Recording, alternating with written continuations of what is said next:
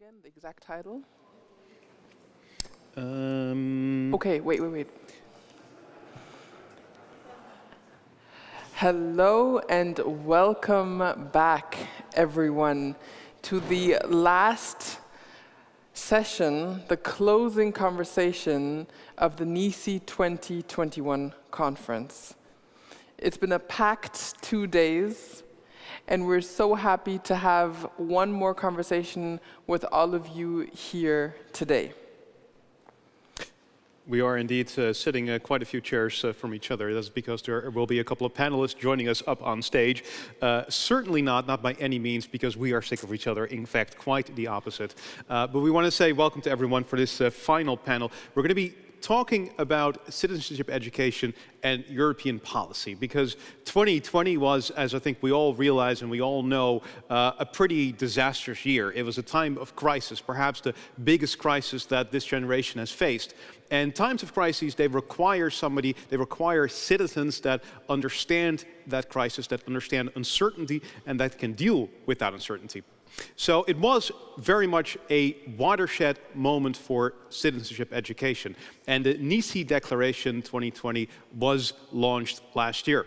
We're going to talk about that here in this panel. We're going to talk about what has been done to implement it, because it essentially said that citizenship education has to be the political top priority from the European Union. So what has been done to implement it? What steps need to be taken? And what are perhaps the steps that already have been taken? What can we be proud of? And how can we work together to make sure that further steps are implemented? So that is what we are going to be doing that, and we have an interactive format for that. Exactly. The format that we have is the so-called Fishbowl Format. Fishbowl means that we have one open seat.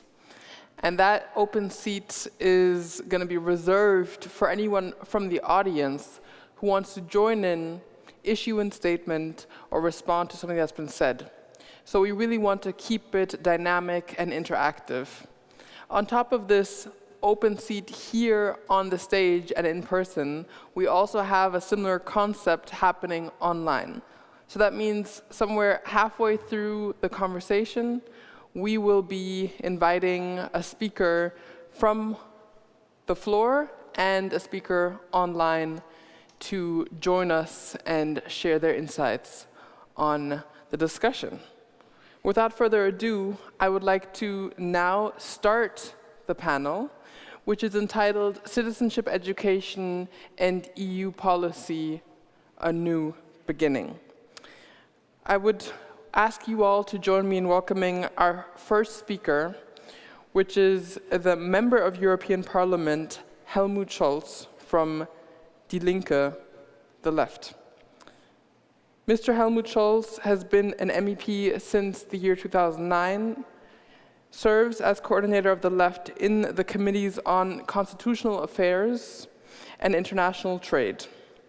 Very committed to the conference on the future of Europe, as well as the future of EU-UK relations after what we all know is named Brexit. Is involved as well with the European Citizens Initiative and really sees an importance and puts an importance in citizens, in involving citizens in the EU decision-making process. There's been numerous reports that have been issued where Scholz has argued for more citizen participation in the EU decision-making process. And so I invite you all to welcome him on stage virtually now.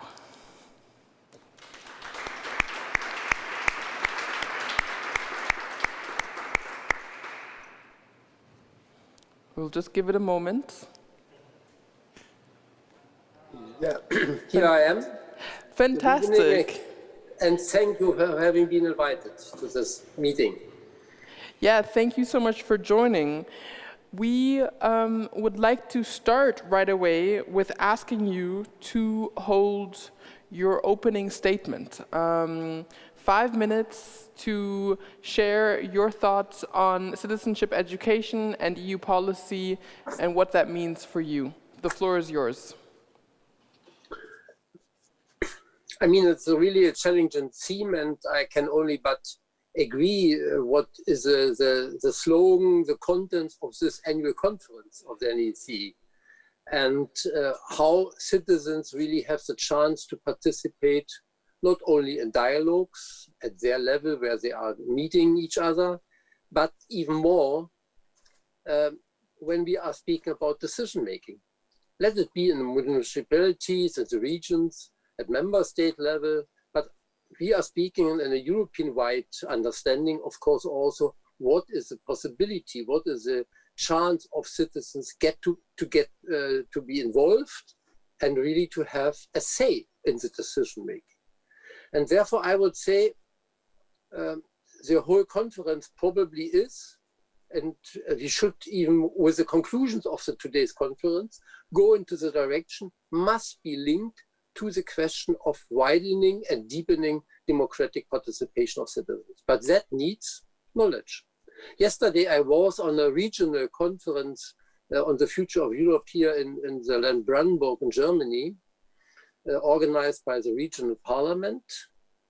And when I looked into the very, how to say it, enthusiastic and broad participation of citizens, obviously it was also the fact that the knowledge about how the EU is functioning, how these decision-making structures are really are constructed, where citizens can involve, is quite limited, as I would say.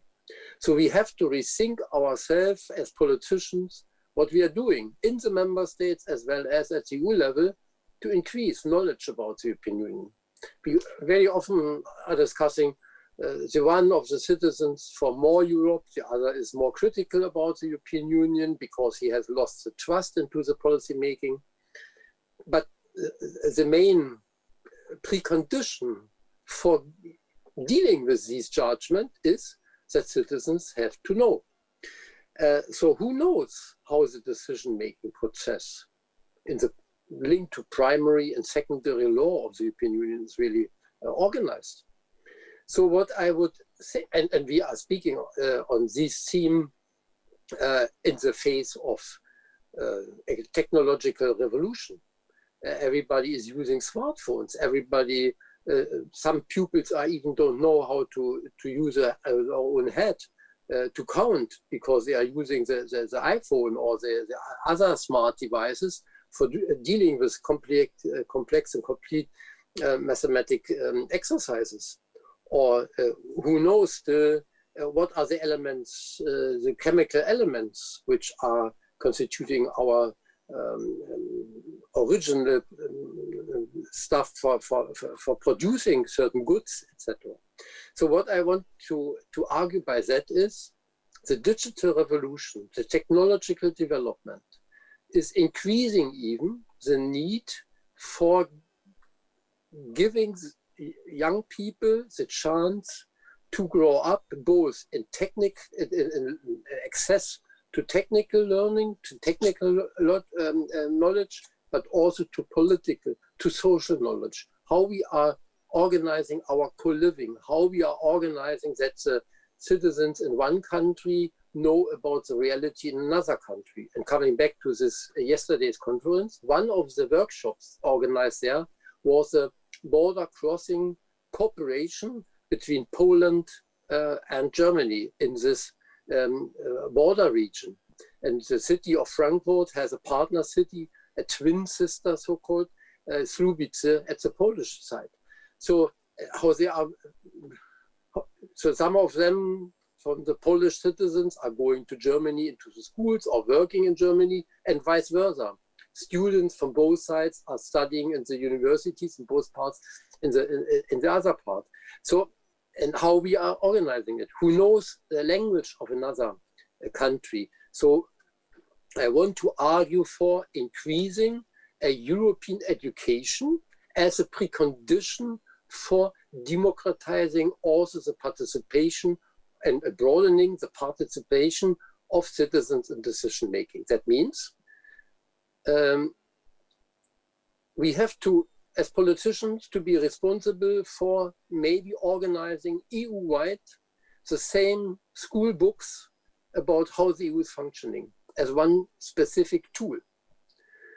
how we are organizing that at each school in any country of the EU 27, we have an understanding that there should be a language taught, which is not only chosen by English as a main one, but maybe another language which is dedicated to another country. So that from the very beginning, we are looking out for perspectives for youngsters from the first class on to learn about the reality in other countries. And thirdly, we need much more professional education in the schools and probably also in those educational structures like professional building, like evening schools for already grown up people, where they can add to their existing knowledge also a certain knowledge about these structuring of the European Union. And that is leading then to complex questions of how we are organizing the democracy in the European Union. We are speaking about transnational lists for the elections. We are speaking in the European Parliament by developing a new proposal for the next European election, saying, yes, we need these transnational lists as one way to increase the awareness about the living conditions, the working conditions, the access to education, about the social reality in other countries, for having really a chance to think over how we can increase also the democratizing of the EU project through elections. We need mobility, we need access for everybody, also for disabled persons. We need for the lowest possible access to the internet platform also for those who are blind. So in a certain way, we need a rethinking that the structure of education is really dedicated. And finally, we are living in the digital age. I already mentioned it. So how we are, we are organizing an education process which is avoiding that the single citizens, young men, young women, elder women, are losing in the internet. We have an informative societies analphabetism raising up. So to orientate one according to the values we have developed, according to the aims for which we are streaming for in a society, these are also aspects I want to mention. So the cultural aspect, the educational aspect is of course a precondition for having a democratic structure for the European Union in today's world, but also, of course, for the future development. So here I will stop. Thank you for having invited me, and I'm looking really with great interest forward our debate. Thank you so much, Mr. Scholz. Let's give him a big round of applause for his opening statement. Thank you so much.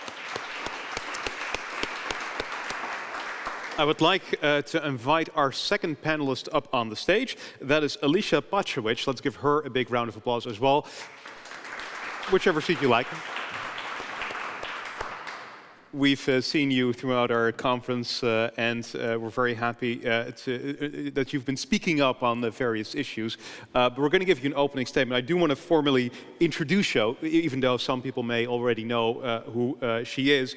But you are the co-founder and senior advisor for the Center for Citizenship Education, which is, of course, a Polish organization, and it's also one of the NECE partners.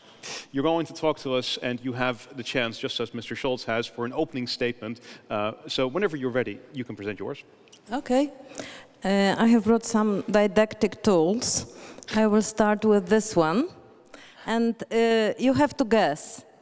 You have 3 minutes, probably, because at the end of my statement, I will explain what it is, but you can guess what it can be. It has something to do with education, of course. It's a set square, as Niccolò told me in English. But I want to use it for starting my statement and pointing to the 3 angles that I think are important here. First is that citizenship education, and not only citizenship education on European structures and procedures, is something that should be really a priority for all European institutions. And I would like to express my gratitude to Helmut Scholz, because I know that you are one of those who are really take it seriously. So this is something that a priority, let's be realistic, demand the impossible. Let's demand citizenship, European citizenship education everywhere. And let's remember that Europe is everywhere. It's in Brussels, in Warsaw, but also in the local community, in every school, and even on a TikTok, if people use information for communicating and decision making. So this is point number one. The second angle is that it should be transnational. It should be, as I love the idea. I know that it's sometimes not realistic to think of a common textbook, but I love the idea of having maybe some common curriculum, maybe some common resources on participation in Europe, understood as every place that we have here. And the third, this angle, the sharpest one is the urgency. Europe is on fire. Poland is definitely on fire. And we can't wait, another 3 years or 5 years. It'll be too late. It won't be the new beginning, as in the title of the session, it will be the old decline.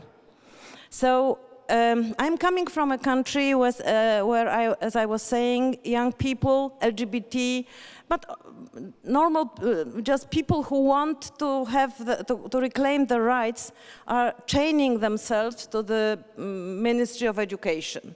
People who took part in the protests in the streets are now being sued for this. The government is really making, at least I have counted 6 attempts on European citizens' rights and freedoms.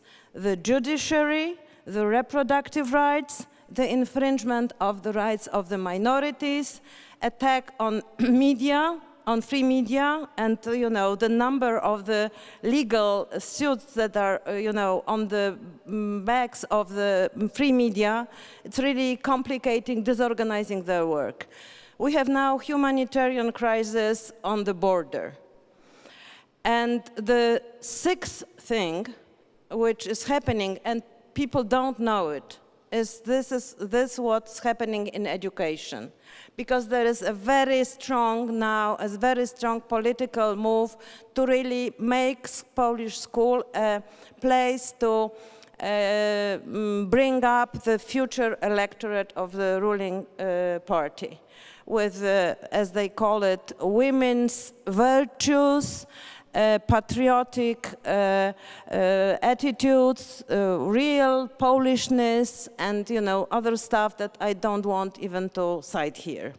So there is a proposal for a new law that is not even yet in the parliament, but has already frightened headmasters, because the ministry will have the power through the inspector on a regional level to suspend the headmaster for not following the instructions, recommendations made by the inspector.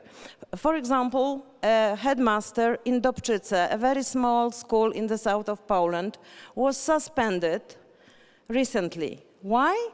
Because 2 of her teachers took 2 classes to the meeting of Tour de Constitution. There was a sort of an event all over Poland where independent lawyers were showing how Constitution plays in the life of every person.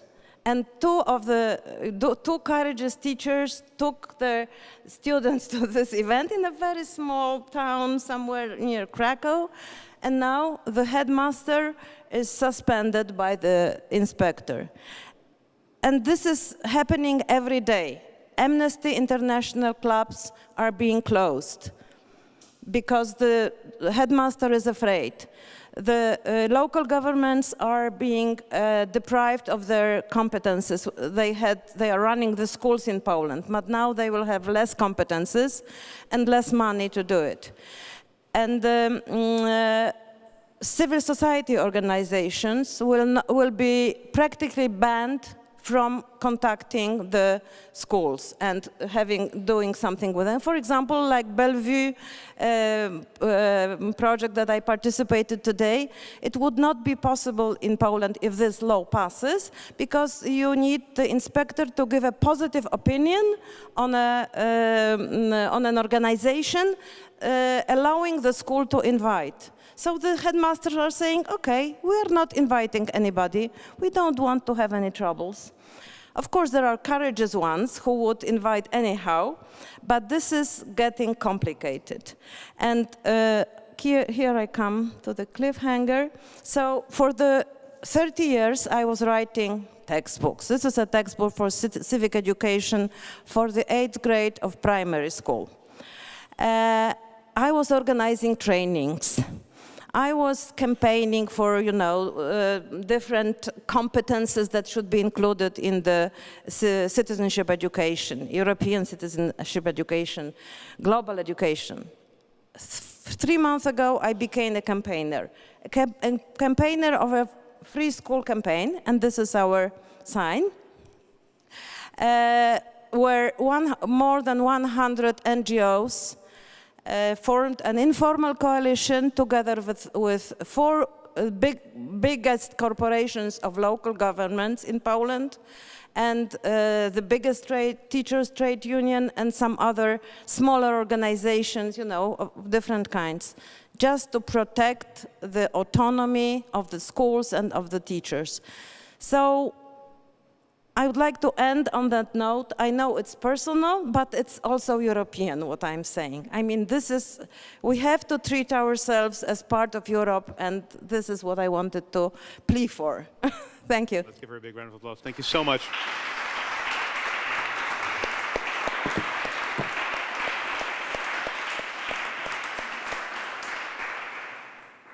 Our third panelist is Niccolò Milanese. He is from the European Alternatives and sits on the NECE Advisory Board. He's actually the director of the European Alternatives, which is a transnational civil society organization promoting democracy, equality, and culture beyond the nation state. What I found particularly interesting is that you, Niccolò, are the editor of Illiberal Democracies in Europe, which is an incredibly important concept right now. And I would like to invite you on stage and ask for your opening statement.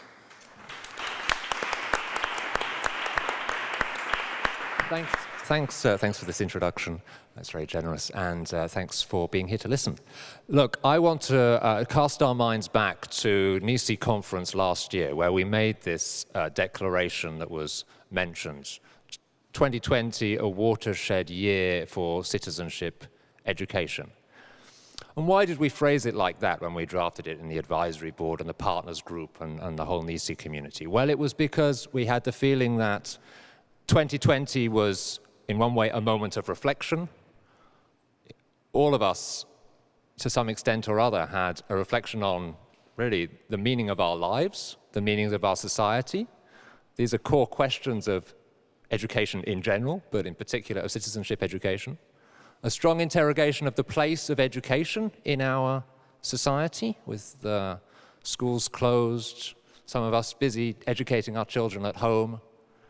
A sense of massively increasing inequalities through the pandemic, and a sense of foreboding that we all know that this pandemic, which we're still in, of course, is perhaps only the beginning of a series of crises which may have a global scope.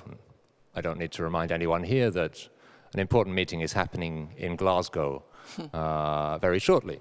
We all hope we'll find some solutions for this, even if we may be pessimistic. So we made this declaration as a call for citizenship education to be the top of the priorities, because citizenship education is not going to solve all of the world's problems, but none of the world's problems can properly be solved without quality citizenship education. And I ask myself now, how well have we understood this message in the past months, while this pandemic has still been going on over the past year? I'm afraid to say that some governments have understood the importance and the potential influence of citizenship education very well. We just heard about how in Poland they are prioritizing attacking the education system. If you think back to before the summer, you will remember Orban making comments about the way that gender is taught in schools, LGBT and so on. So some people have understood quite how important education is. And I'm not sure whether everybody on the other side has fully captured it. One of the important things that we said in the statement is precisely therefore this, that it's not just any citizenship education that counts. It's quality citizenship education based on democratic values and rights that counts. And perhaps we need to be pretty clear and explicit about that, because I'm pleased to see that in European circles, in the Commission, in the Parliament, and so on, there is an increased awareness, and there's more people talking about citizenship education, but they're not necessarily talking about it in this specific sense of based on democratic values and rights. And we need to be clear about that, otherwise we risk being led down the wrong garden path. There's been initiatives, and Helmut Scholz, I'm pleased to say, is with us because he led one of them, a resolution in the European Parliament passed back in July, which is very strong because it is placing the question of citizenship education in the broader scope of what does democracy in Europe look like and how can we reinforce citizen participation in European democracy, and that's again the way he's framed it today. In fact, in that resolution, the European Parliament calls for the creation of a network of sharing best practices and knowledge on citizenship education. You could call it NECE, would be an option, but certainly that is very positive to bear in mind the importance of such a network and build up on the networks that already exist. So that is a positive thing. Other parts of the Parliament, other committees of the Parliament are working on resolutions on the implementation of citizenship education in the European Union. I've heard a greater awareness in the Commission than I heard previously about the importance of teacher training. So there are things happening. Nonetheless, if we take some of the major initiatives of the European Union over the past months, I'm by no means sure that the Conference on the Future of Europe, for example, which Helmut was mentioning, is being treated as it should be, as a real moment of civic education and citizenship involvement. It risks appearing as a kind of spectacle of citizen engagement in the European Union. Thankfully, we're only in the first stages of it, and there is time to make this change. But I think that an important part of making it change is precisely to say that this has got to also be about citizenship education. It's an exercise in citizenship education that we're doing here. It's not something which is separate from that. A very strong sign that I see coming out of the pandemic is the greater sense of ownership. It's already been mentioned. Greater sense of ownership of city authorities, regions, municipalities for citizenship education, and specifically citizenship education when it comes to Europe. One of the criticisms that many of us, and I think Helmut joined in his capacity as part of the board overseeing the Conference on the Future of Europe, was that there was a moment when it seemed like cities and regions were going to be rather shut out of the conversation. And cities and regions thankfully mobilized themselves and forced their way into the conversation. And that is a sign of how seriously many municipal authorities now see their role as European actors, and part of that is precisely about European civic education. I think, to conclude, the moment is one of a watershed which risks being lost, a watershed moment that risks being forgotten about. And the danger with that is not just that we miss an opportunity, it's really that the experiences of this pandemic are going to mark our society, and particularly the youngest members of our society, throughout their whole lives. So either we build something on this traumatic experience, this world-changing experience, and we turn it into a moment for something positive, or we will be mourning for it over the coming period. That, to me, is really the stakes. It's that education can be a kind of salvation for us, but we have to turn it into one. This is in our agency to do. And so I'm pleased we're having this conversation right now. Thanks very much. Thank you so much.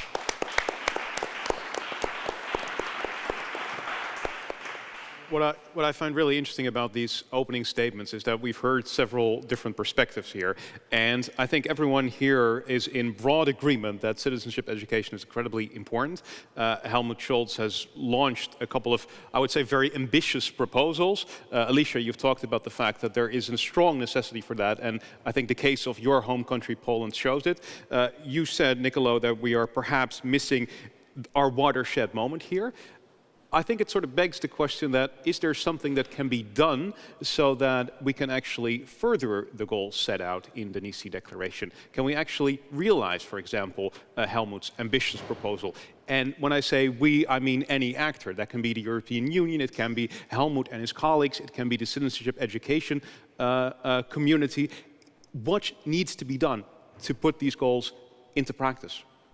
Is there anybody who would like to comment on that? Helmut, would you like to comment on that? Yes, go ahead. Yeah, I mean, if there is a political will, politicians can do a lot. That means we can already start at the national level, not even going alone to the European level. We can start in all our motherlands and fatherlands. So we can really strive. But before I give a second answer to this, I would encourage all of you and of us that we don't give this instrument of awareness of the need of citizenship education only back to the politicians. We have to create a movement. We have to create struggle, because democracy is not coming over us. Democracy is struggled. And I thank very much Alicia for her words, because we know the situation in Poland very well. And it is really targeting at the internal core of the whole integration process. And if we are reading, for example, why not also by small NGOs or in the schools by some pupils who are organizing themselves to read maybe the text of the manifesto of Ventotene. And if reading a historical text, maybe it is not really sexy for young people, but to read this text and think, what does it mean for today's situation in which I grow up? Climate change, epidemic, the parents are jobless or homeless.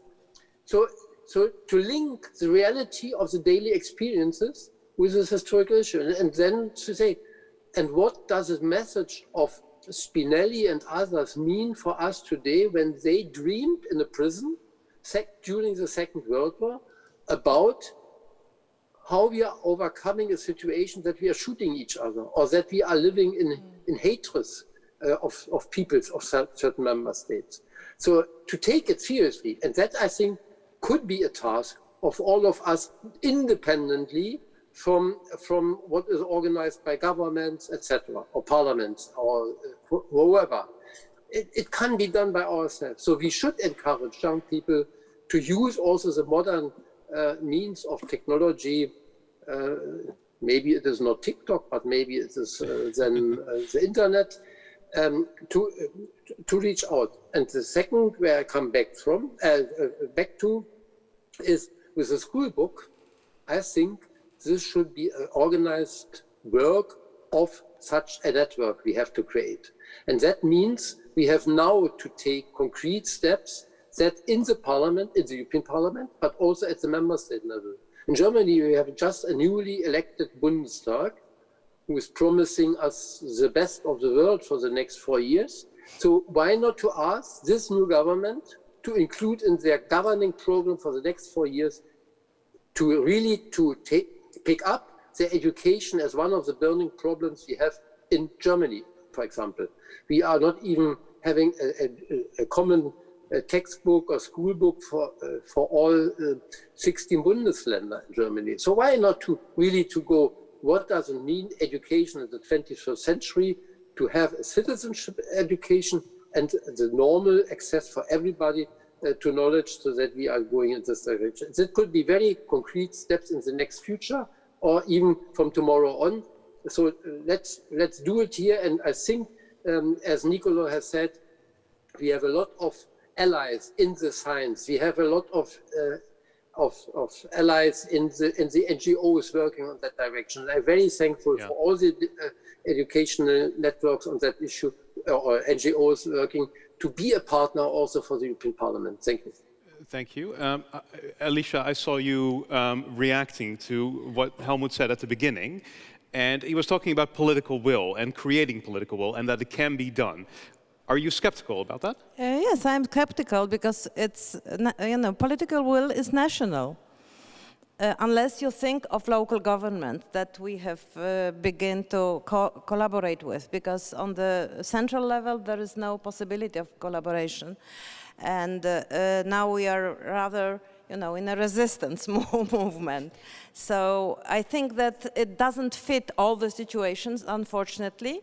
But I want you to know that we are looking in your direction, that we count on you, that the debate in the European Parliament is closely watched, especially by those teachers and young people who are hesitant. And they listen very carefully to what is said there. So it's good that you're on our side, and I hope that it's not only European Parliament, but also European Commission, and all the governing bodies will understand that we can't build our national education systems as fortresses and to close them from any other. So this is, I'm skeptical, but at the same time I think the idea of having something ready-made but made also in a process of cooperation, I'm talking about textbook, it's difficult then for the inspector to say that you can't use it. So I think that there are some tricks you can use, and I'm all for it. Niccolò, you really showed us how high the stakes are, and that this watershed moment from 2020 is going down the drain, essentially. So I want to understand, we also heard from Alicia herself the urgency of everything. I want to hear from you. What would you say is standing in the way of prioritizing high-quality citizenship education in Europe? The politicians are afraid of it, is what's standing in the way. Not all of them, thankfully, but, surprise, surprise, not all politicians are in favor of critical, well-informed citizens. Particularly those politicians who are taking advantage of fake news and lack of transparency and so on. So, in a certain sense, we know who our enemies are. And that at least is an important starting point for a struggle, as Helmut was talking about. I want to pick up on something which Helmut referred to, which is the Spinelli, the Entertainment Manifesto, which is a stalwart of discussions amongst European federalists. But I was surprised a couple of years ago when I wrote a book called Citizens of Nowhere, in which, right at the end of the book, included 2 pages which told the story of one of the founding mothers of the European Union, Ursula Hirschmann, who was born to a Jewish family in Berlin, had to flee Berlin, went to Trieste, met Spinelli and the resistance, was with Spinelli and Ernesto Rossi on Ventotene Island, imprisoned by Mussolini, helped to write the manifesto, and then what did she do? She took the manifesto, she smuggled it into mainland Europe and went around establishing the European movement and the European Federalist movement. And you know what surprised me was I was doing events about this book in many different European countries. The youngest people in the audience, they were always asking me about this. You know, the book was full of all kinds of interesting stuff. Everybody wanted to know about Ursula Hirschmann. And how did she do this, and why did she do this? And I guess it was because many of these young people thought we're in some kind of similar situation to her. And so, you know, what can we learn from the way that she acted for our situation today? So I'm all in favor of a European textbook and so on. But let's make sure that it's not just, you know, the facts and figures and the way the institutions works and so on. It's the human stories of how a democratic Europe has been fought for over generations. Because this is the courage that our young people need to learn from. And our job as educators is also to inspire them and to activate them. And so this is a practical learning I took in an unexpected way from a recent experience. I think one of the things that I think interesting, just to sort of circle back to the first panel we had yesterday, one of the things that Ellen Klaas said yesterday is she talked about how essentially there needs to be political neutrality. That's any controversial issue can be discussed, and it really is fine that wherever people fall, they may fall. And isn't there really an importance for the community to really establish that political neutrality? Because I'm not necessarily disagreeing with you that some politicians do spread fake news, and they clearly have benefits from having a lesser well-informed electorate. At the same time, there is a risk of making this a left-wing issue and making this, therefore, not acceptable to right-wing politicians. Look, I don't agree with you that anything is acceptable. And I don't think that's a left-wing, right-wing issue, you know? Hate speech is unacceptable. Saying that LGBT people against the EU don't exist is unacceptable. Do you think being against the EU, for example, is acceptable? Of course not. I run something called European Alternatives, you know, and it's also about proposing alternatives to the current European Union. And I'm constantly in dialogue with people who have got very legitimate reasons for being unhappy with some things that the European Union is doing. That's part of democracy. But I think that there's also some limits to what is acceptable. And we should be forthright in explaining what those limits are. There's a difference between truth and falsity also. It's an important one. It's being lost. And so that's my immediate reaction to, and that's not a left and right thing. Or if it is a left and right thing, then I'm afraid, you know, whichever side of that is saying that these things are acceptable, they're out of line. There are limits to what is inside a political discussion in a European democracy, and certain things, fundamental rights, human rights, dignity of people, truth and falsity, these are not matters to be, you know, weighed up one against the other. I want to give Alicia a chance to respond, and then we're going to get the audience involved as well. Alicia. I don't believe in political neutrality. I believe in the neutrality of the procedures, of the norms that we have in the discussion.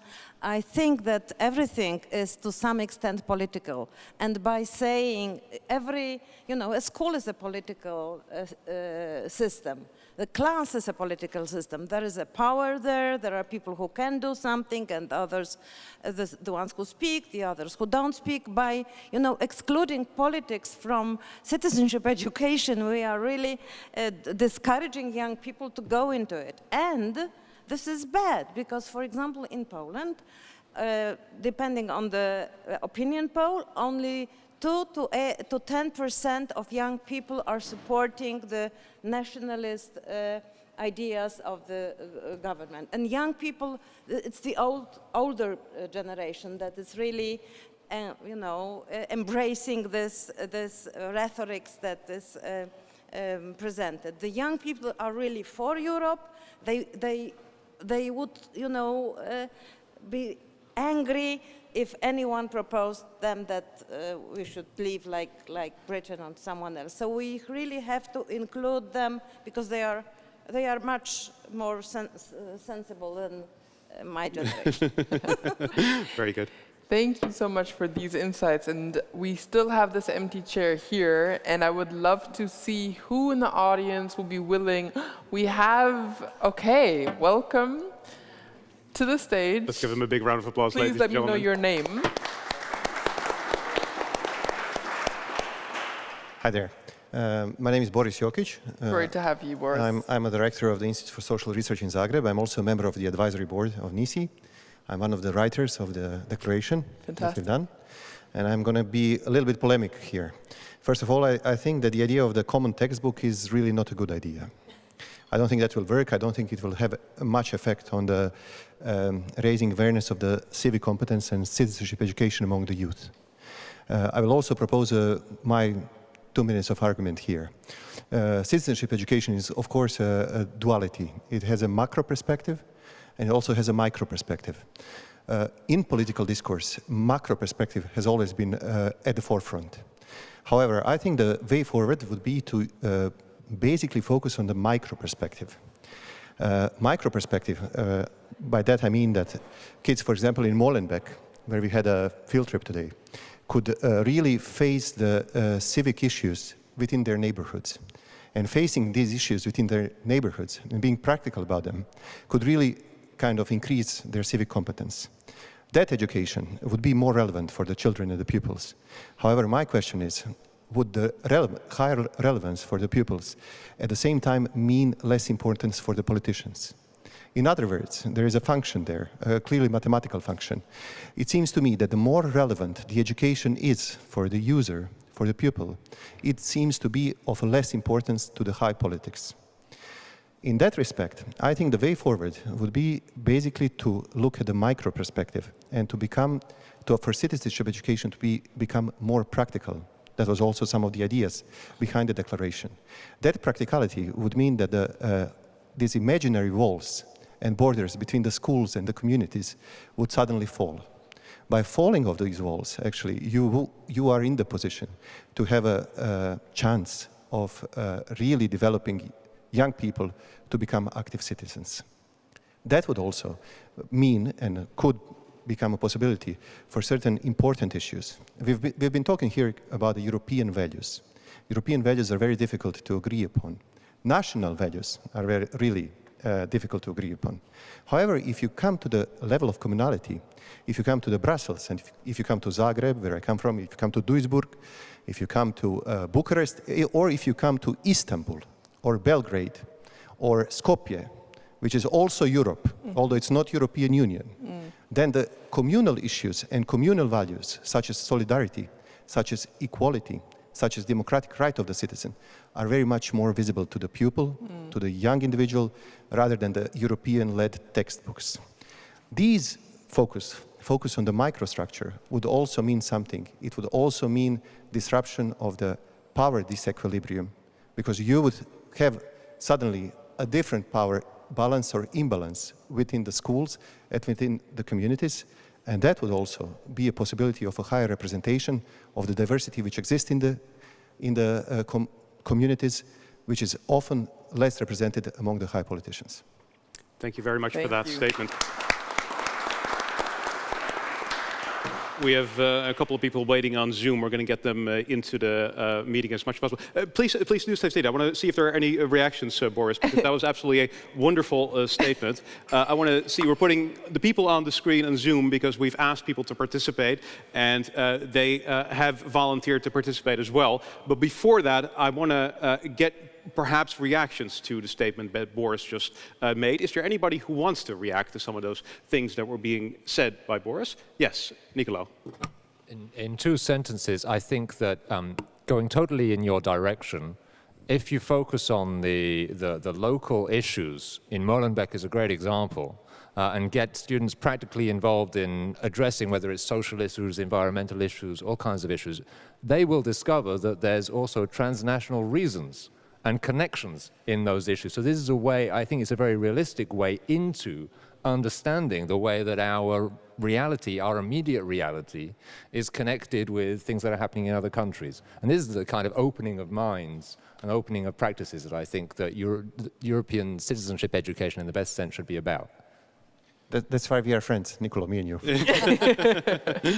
I thought that this was this kind of textbook that you were talking about. We don't need textbooks about, you know, how many MPs. I know it's important, but you can Google it.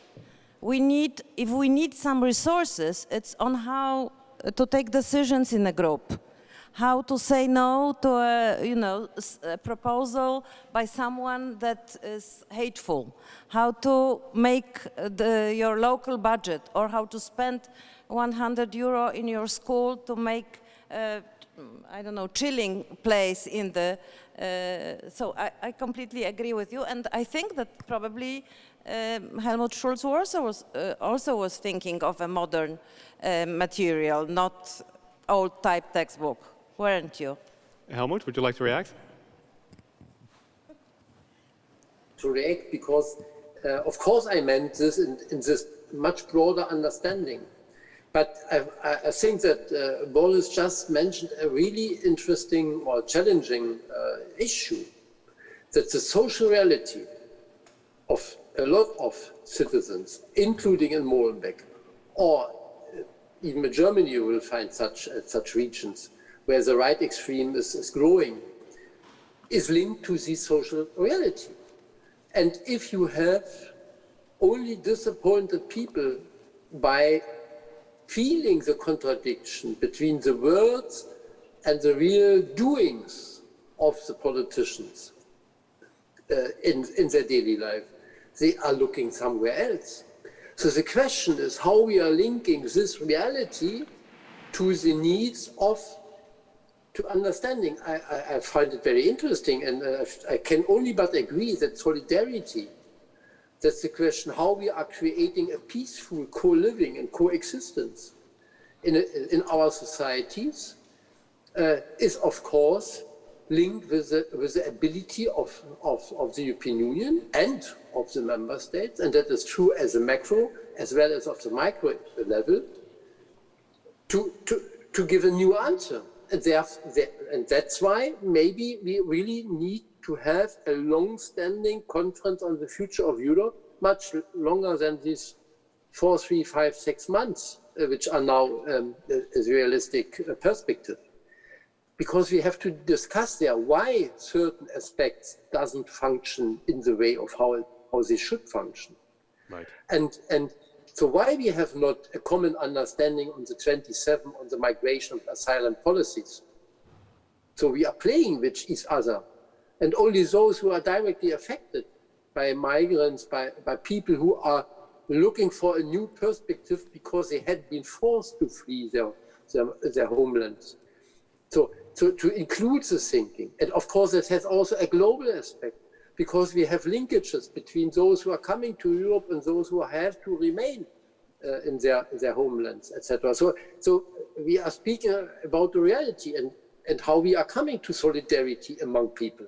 It's very good to describe it in words, but if you're looking into the history of at least of the last 30 years in the European Union, and in the neighborhood, then we have to face that in the neighborhood, a lot of transformations have not ended and have created new problems, have even created more conflicts in the societies and between countries. And that, I think, is a reality, what we have to explain, why it is happening in this way. So, and I also would say that is not a right-left problem. It's a human being, it's a humankind problem and a challenge. And here we have to address the politicians to take responsibility. Thank you so much for that reaction. Thank you, Boris. You may have a seat back into the audience. Thank you for your contribution to the discussion. We have several people that are here via Zoom. I was going to ask somebody can raise your hand. The person who just raised her hand. Hello, how are you? What is your name? Hi. My name is Tatev. I'm from Armenia, representing the Eastern European Network for Citizenship Education. Welcome to the discussion. Yes, go ahead. Yeah, thank you.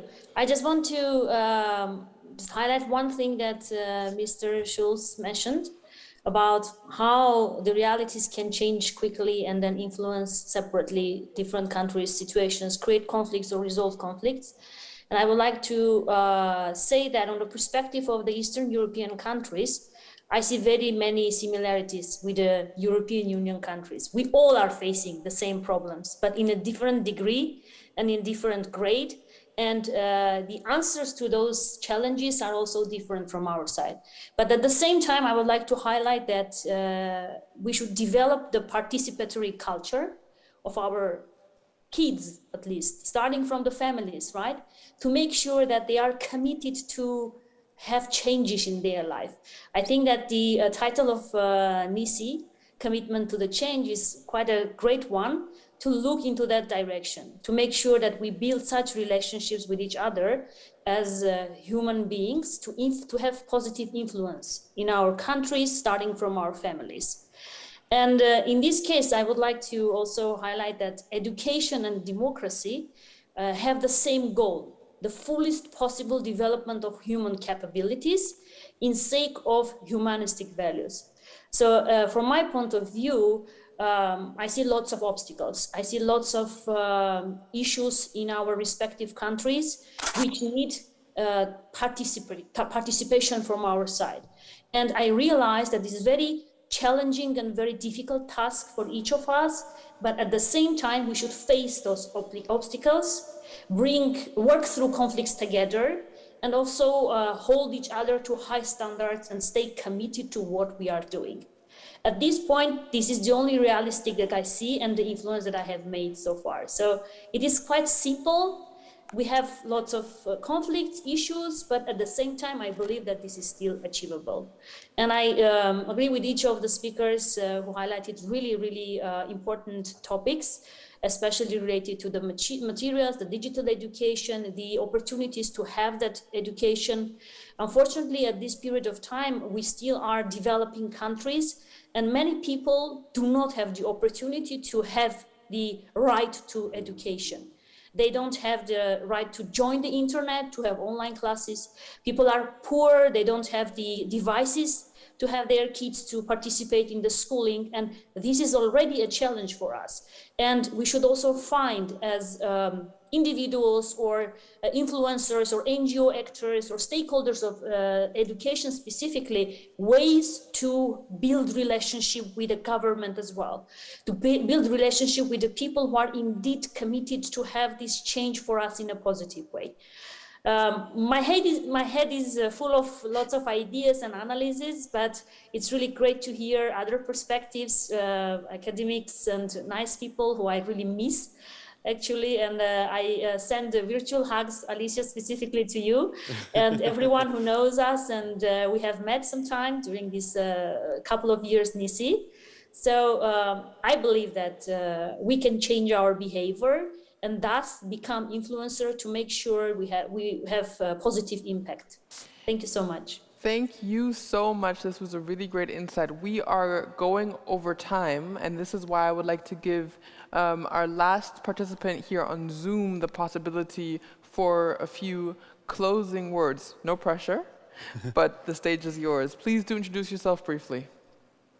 Hello, my name is Niccolò. I'm coming from Georgia. I represent as well as Tatavic, Eastern European Network of Citizenship Education. And I wanted to comment on Niccolò's speech.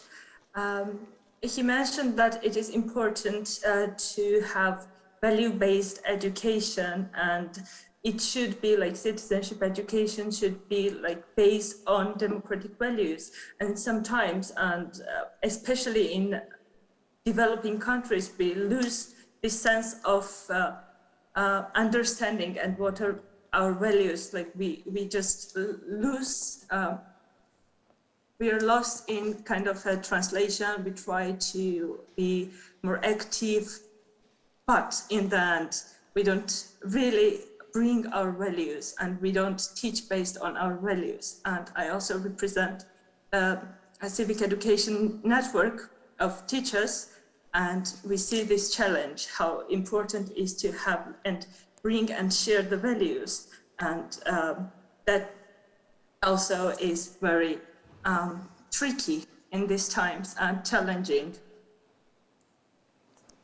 Yeah, thank you so much for this comment. And Niccolò, please, you have the choice to perhaps answer if you want to. It's up to you. Look, I think... You want to take the microphone? I need a mic. Gosh. It's a sign of a very long conference which is coming to an end. But I think that the message that we need to take the time to center ourselves on our values, also as civic educators. There's a reason we all turn up to these conferences, also via Zoom, and also when the light is falling outside. And keeping that present in our minds is surely the strongest thing we can do. Fantastic. We had to cut it a little bit short, but I think that we really had a fantastic round of discussions on the NECE 2020 Declaration, had some insights on what next steps could look like, and I think that this conversation could continue for several more hours, and this is why I would encourage everyone to stay connected, keep the conversation going, perhaps online, perhaps via email, however it is that you want to do, and see how we can really put into practice all points that we've counted for in the NECE Declaration 2020 for the sake of citizenship education here in Europe. Thank you so much, ladies and gentlemen. Thank you, guys. You guys can have a seat while we close it up. It's less awkward. Thank you so much, both of you, and of course Helmut as well by joining us remotely. All right, ladies and gentlemen, that does conclude the conference. These past 2 days have been intense. I feel like every single conversation could have lasted at least an hour longer, sure, if not so much more longer, because there have been some fascinating things, and we thank you all for being part of that. We have seen a lot of different things. We've seen a lot of different pictures on the Telegram channel. Just to sort of look back, we made just a quick collage of some of the best pictures we saw on the Telegram channel. Some perhaps spicy pictures. I have no idea what's coming. I don't think you know what's coming. So we're going to see exactly what has been posted there in the form of a picture, and here it is. All right, this is us. No. I did not know that was coming. There we go. This was our first panel yesterday. This was your conversation yesterday. Okay. Oh, wow. This was, I think, during one of the field trips, yep, I guess. Oh, nicely done. Well done. Oh, this yeah, is the cool. street art is always very telling of the states. The Sustainable Development Goals, yes, fantastic. I mean, Molenbeek. Molenbeek. Registration for the field trips. And here we saw another parallel session, a panel during a parallel session. That was this morning. We look more tired on day 2, I should add. Especially I do, actually. This was, of course, Gather Town. This was the registration desk. All right. Susanna, of course. Where is she? There she is, absolutely. She is, of course, still here. During the field trip, again, another picture. And this is a nearly empty room, apparently, during one of the... Okay, I think it's starting over now. I think that's good. Yeah, it's been 2 incredible full days. We met here in person, which is fantastic. Also had a lot of engagement online, as we can see, and really dedicated, these 2 days to the topic of citizenship education. I, for my part, learned a lot. I'm very grateful for all the insights that have been shared across all the different levels, and just want to really take this moment to thank you all for your attention, for your participation, and for being a fantastic audience, for being fantastic speakers here, and really see this as perhaps the continuation of a watershed moment, or a moment of inspiration to then carry into your respective organizations, institutions, communities, wherever it is that you have an impact. Thank you so much from my end. Yes, and that goes for me as well. You guys have been a fantastic audience. Thank you very much for contributing to this conference, because ultimately an audience does make a conference, ladies and gentlemen. I want to point out that there is a evaluation form coming in your email. We are, of course, very appreciative if you fill that out, if you take the time to do so. And then finally, to just close it all out, ladies and gentlemen, let's give him one big round of applause. Ladies and gentlemen, Fatih.